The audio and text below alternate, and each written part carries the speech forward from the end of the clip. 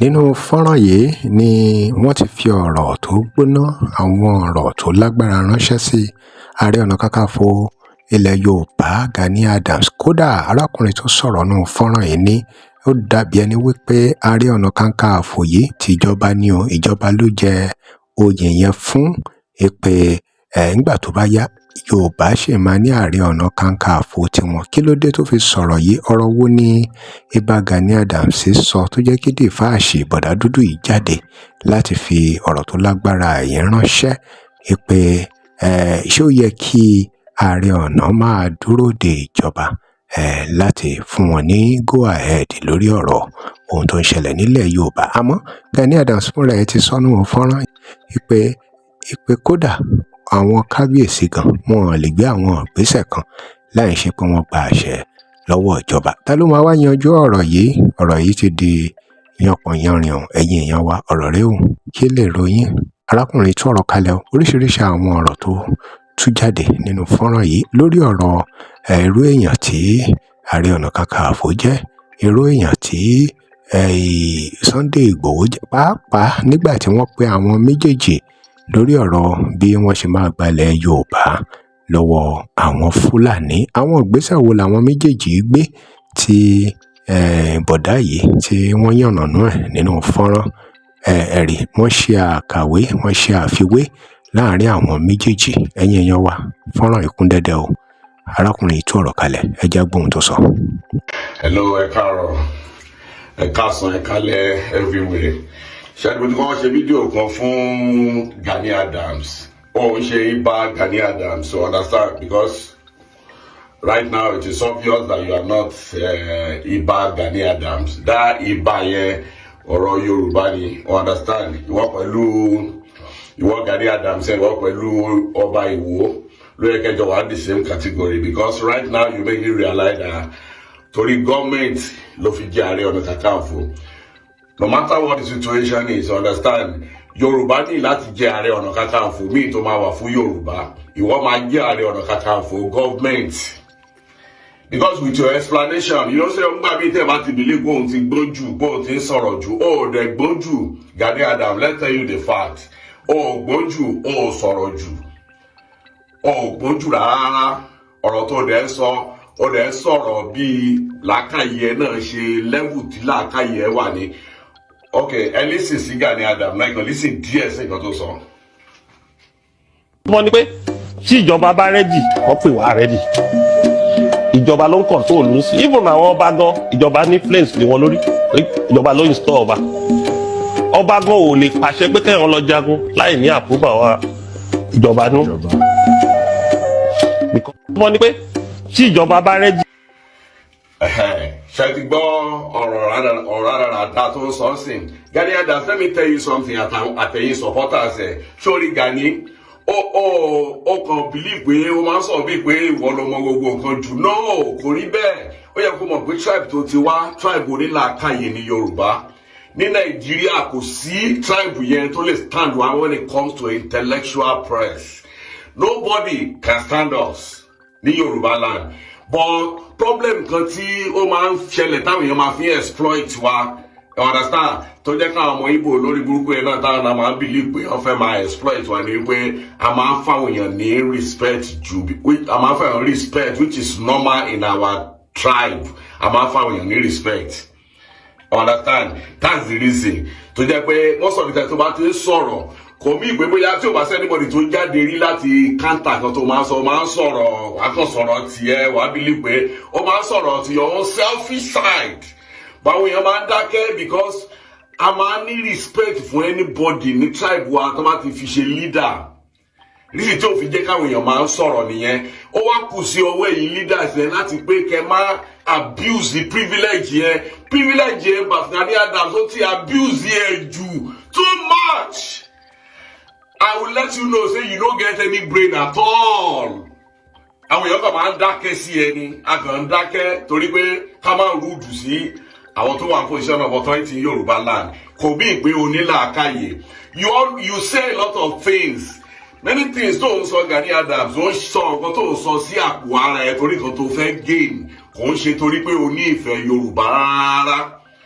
Understand? wàá máa sọ̀rọ̀ wàá máa fi style sọ̀rọ̀ sí Sunday Igboho wàá máa fi gbé òun advice òun tábà tí ní kò ṣe nǹkan báyìí wọ́n ní kò ṣe nǹkan báyìí ṣé àwọn gọ́ọ̀mẹ̀ntì yóò lọ síbi kan pé àwọn ni wọ́n sọ pé kí Fúlàní herdsmen máa pa àwọn èèyàn kiri ṣébi kan wà tí president bọ́ síta tí Tinubu àbí Buhari àbí Jonathan ti bọ́ síta pé àwọn ńlá ní kí àwọn Fúlàní herdsmen yìí máa pa àwọn èèyàn o ṣébi kan wà tó ti sọ bẹ́ẹ̀ so gọ́ọ̀mẹ̀ntì wo ló wá expect kó sọ fún ẹ pé lọ gbèjà àwọn èèyàn gọ́ọ̀mẹ̀ntì wo ló wá expect Gani you no get sense o wàláì àwọn èèyàn kan dákẹ́ sí ẹ wọ́n kàn wú ẹ ní báwo kò bóyá wọ́n nìkan ló gbójú kó bá tẹ̀lé ro bẹ́ẹ̀ náà because your brain is just very little everybody kan dákẹ́ sí ẹ ní you don't have any moral capacity láti máa sọ pé òun challenge Sunday Igboho kó máa fẹ́ máa correct ẹ̀ nìkan tó yẹ kó ṣe ìwọ ń dúró de owó gọ́ọ̀mẹ̀ntì nítorí owó gọ́ọ̀mẹ̀ntì ni ó fi jẹ́ Ààrẹ Ọ̀nà Kakanfò let it just be like that don't look for any excuses láì sọ pé bóyá o fẹ́ máa fi Malik Sunday Igboho àbò fẹ́ máa fi tádìsí méjì ẹ̀ bíi pé kò mọ̀ nǹkan tó ń ṣe Sunday Igboho gbó jù ẹ lọ ó mọ̀ nǹkan tó ń ṣe jù ẹ lọ like seriously oní kò sí ọ̀tọ̀ tó lè lọ máa gbé lọ kó fẹ́ máa bá gọ́ọ̀mẹ̀ntì jà kò sí ọ̀tọ̀ tó ní kó lọ máa bá gọ́ọ̀mẹ̀ntì jà àwọn Fúlàní herdsmen tí wọ́n attack wa ní Yorùbá land wọ́n ń ṣe gọ́ọ̀mẹ̀ntì tó bá yẹ kó gọ́ọ̀mẹ̀ntì mo mọ̀ pé gọ́ọ̀mẹ̀ntì ló ń ṣe ẹ̀kọ́ gọ́ọ̀mẹ̀ntì kọ́ ní Fúlàní herdsmen do you understand wọ́n ní pé abnormal situation demand abnormal solution abnormal solution is your office which is the office of Ààrẹ Ọ̀nà Kakanfò of Yorùbá land bóyá Ààrẹ Ọ̀nà Kakanfò Ọ̀yọ́ dẹ̀ ni I don't know but bí wọ́n ti ń dọ̀yọ́ ń sìn what are you still doing understand abnormal situation demand abnormal solution it is by chance ó jẹ́ Ààrẹ Ọ̀nà Kakanfò gọ́ọ̀mẹ̀ntì ó jẹ́ Ààrẹ Ọ̀nà Kakanfò Yorùbá ni ó wá náà ló nígbà tí gọ́ọ̀mẹ̀ntì bá pè é gọ́ọ̀mẹ̀ntì á pè é ṣé gọ́ọ̀mẹ̀ntì ò ní sójà tó ti wà compromise ṣé gọ́ọ̀mẹ̀ntì ò ní ọlọ́pàá tí ò wúlò so ìwọ ni gọ́ọ̀mẹ̀ntì máa wá pè so o respect gọ́ọ̀mẹ̀ntì kan máa pè ẹ́ wá ṣe léyìí Gani I've said it in one of my video mo ní pé òun dúró de government patronage ìwọ náà fẹ́ dàbí Tampolo ní Yorùbá land just own up like that you want the kind of patronage they give to Tampolo in Niger Delta owó tó ń wá you don't care about the lives of Yoruba people you don't care so stop using mama sọ pé òun advice wàá bá sọ wípé òun advice Sunday Igboho èèyàn tẹ́ ẹ̀ bá ṣe kinní kan èèyàn tẹ́ ẹ̀ bá ṣe kinní kan ká ní pé Sunday Igboho lọ́gbà ẹ̀ kó lọ stop àwọn Fúlàní ẹ̀ ní gàngàn do you know how many families that will have and the family tó ti máa kú sí tí wọ́n ní rí wọn mọ́ tó ti máa disappear if not because of Sunday Igboho but nǹkan tí wọ́n wá nìyẹn o nítorí inú ẹ̀ ò dùn bí Sunday Igboho ṣe lọ stop wọn yẹn nǹkan tó ń wá ni wípé kí wàhálà yẹn ṣẹlẹ̀ gidi kó escalate kan pa àwọn èèyàn tó pọ̀ gidigidi kó di wàhálà gan-an sódà kán lè pè ẹ́ kán ní ok Gani Adams ẹ̀rọ lẹ́sẹ̀ sí Yorùbá o kí federal government wá pè kán máa ṣe meeting kó wọ́n máa sọ fún ọ pé ẹ lọ mú 3 billion wá ẹ lọ mú 4 billion wá kó lè ṣe kí ní nǹkan tó ń wá nìyẹn gbogbo sórí ẹ tó ń sọ kò yẹ kí ọba kan gọ́ọ̀mẹ̀ntì kan kéde gbogbo ọ̀rọ̀ ẹ gọ́ọ̀mẹ̀ntì gbogbo ọ̀rọ̀ ẹ what have you done as a person ìgbà tó o jẹ́ Ààrẹ Ọ̀nà Kakanfò gọ́ọ̀mẹ̀ntì kan ló fi ẹ́ jẹ́ Ààrẹ Ọ̀nà Kakanfò ó jẹ́ Ààrẹ Ọ̀nà Kakanfò lórí Yorùbá àgbà wípé o lè lọ gbé ìbọn kó lọ confront sójà gbà àwọn tó ń bá wa fa wàhálà yìí wọn ń ṣe sójà wọn ń ṣe ọlọ́pàá Fúlàní herdsmen ni wọ́n tọ́bátì ẹ̀ wá mú ẹ tá àrẹ́sì ẹ kí ló jẹ́ tó bá lọ fèsì Fúlàní herdsmen tí gọ́ọ̀mẹ̀ntì bá wá àrẹ́sì ẹ ṣe bá wọn ọba àwọn àgbà Yorùbá wà bẹ́ẹ̀ ṣe wọ́n mọ̀ pé ìwọ ni Ààrẹ Ọ̀nà Kakanfò Yorùbá ṣe wọ́n máa dìde one way or the other tọ́lẹ̀ máa try láti save ẹ pé àwọn èèyàn lè máa wò wá kí Fúlàní máa pa àwọn Yorùbá at least you should have done something but ìwọ ò rẹ́ láti ṣe anything o kàn create fear see everybody to have dìde láti lọ ṣe anything bẹ́ẹ̀ yẹn ni you are only creating fear because that's your machination pé kí anybody máa lọ stop àwọn Fúlàní herdsmen yẹn tó bá possible kan tó bá investigate yẹn possibility wà gan pé òun hate and abate àwọn Fúlàní herdsmen yẹn tó máa wọ Yorùbá land bọ̀ láti wá máa jà for your own personal interest Gani Adams, if they investigate you, you are behind the attack in Yoruba land because ibi tó ti máa prosper nìyẹn, ibi tó ti máa rí owó nìyẹn. So our story tó máa ń sọ ẹnìkan gọ́ọ̀mẹ̀ntì kan tí sọ méjì gọ́ọ̀mẹ̀ntì, did you become Ààrẹ Ọ̀nà Kakanfò because of government? What has been your impact since tó ti jẹ́ Ààrẹ Ọ̀nà Kakanfò? Ìwé kò lọ máa sọ story kiri, story náà ni látàárọ̀ dalẹ́, story ni no action no nothing. Kò sí problem, you are Ààrẹ Ọ̀nà Kakanfò, òun dúró dìgbà tí gọ́ọ̀mẹ̀ntì máa pè é àbí? Thank you very much. Ẹ jẹ́ kí àwọn Yorùbá kí a yan Ààrẹ Ọ̀nà Kakanfò tí ò kì í ṣe ti gọ́ọ̀mẹ̀ntì tó máa lè dúró tá a wojú àwọn Fúlàní herdsmen.